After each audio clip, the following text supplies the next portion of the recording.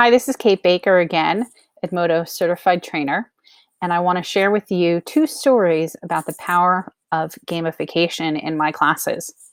When I first decided to gamify my Odyssey unit, I wasn't thinking long term. I was thinking about how can I just make this work for my students. I was experimenting, and I didn't even have in mind which group of students I want to necessarily target with this instructional design. I just wanted to see if it could work. And when I first gamified the unit, I had a student, Ray, who taught me how valuable it is as a teacher and as an educator that I continue to expand my practices and try out new techniques with my students. So Ray was a ninth grade student. He sat in the back corner of my classroom. He was a C, D kid, did enough to get by and enough to pass, but that was it. He was not interested in excelling. He was not interested in being in the spotlight. And he did everything he possibly could to not be noticed. Ray had this brown hair, I remember, kind of shaggy haircut, and he would always wear his hair, in front of his eyes, and, just do everything he could to not be noticed. Well, first marking period, he got a C. Second marking period, he got a D. And then we get to third marking period in the Odyssey game. And I demoed the game for the students, and I explained how it would work and said, okay, you have a week to get through the different levels, and ready, set, go. And then I stepped back out of the way and just let my students do what they needed to do to win the game.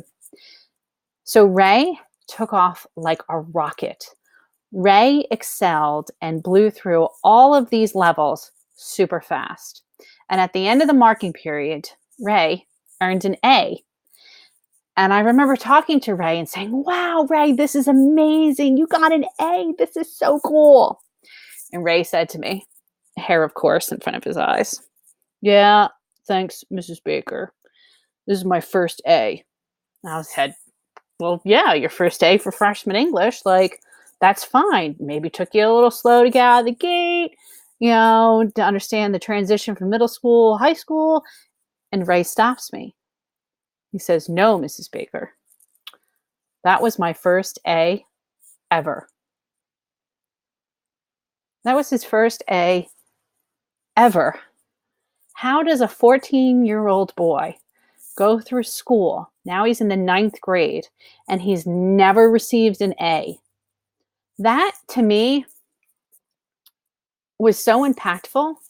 That moment has been solidified in my memory, just to think how could this student never feel the thrill of success? No wonder he has been a CD student and didn't want to achieve, because he's never felt the thrill, the experience of it. I'm very happy to report that since that freshman year, Ray went on to earn an A for fourth marking period. And then he continued to do well in his sophomore, junior, and senior years, so that he eventually did graduate high school. And he has been in culinary school now for about a year. This might be his second year at this point, but Ray is doing fantastically well, and I am so pleased to see it. And that moment for me with Ray confirmed for me the importance of always trying to do new things. Now, it's been a while since Ray was in my class. And yeah, I've made some tweaks to the design over the years. And sometimes I wonder, is it worth it to do all of this extra work to get the game off the ground and running? Well, I had a student this year, his name is Dylan, who reaffirmed for me the importance of meeting students where they are and meeting the needs of my students, and giving students opportunity to show things that they might not necessarily do in a teacher-centered classroom. So by orchestrating the game, I'm able to step back from the front of the room. I am no longer the sage on the stage. I can be a facilitator and a guide on the side. So Dylan is another student who, again, does enough to get by, barely, by the skin of his teeth. He's able to pass and was floundering second marking period, not doing so well. And Dylan was always a behavior issue, constantly having to redirect him, get him back on task. Well, I demoed the game, said, here we go. We're going to do the Odyssey game. Here's your levels. Here's your game board. Ready, set, go. And Dylan took off like a rocket. He was interested in the material.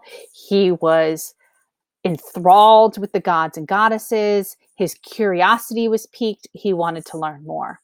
And he took that curiosity and channeled it into the rest of the marking period with the Odyssey.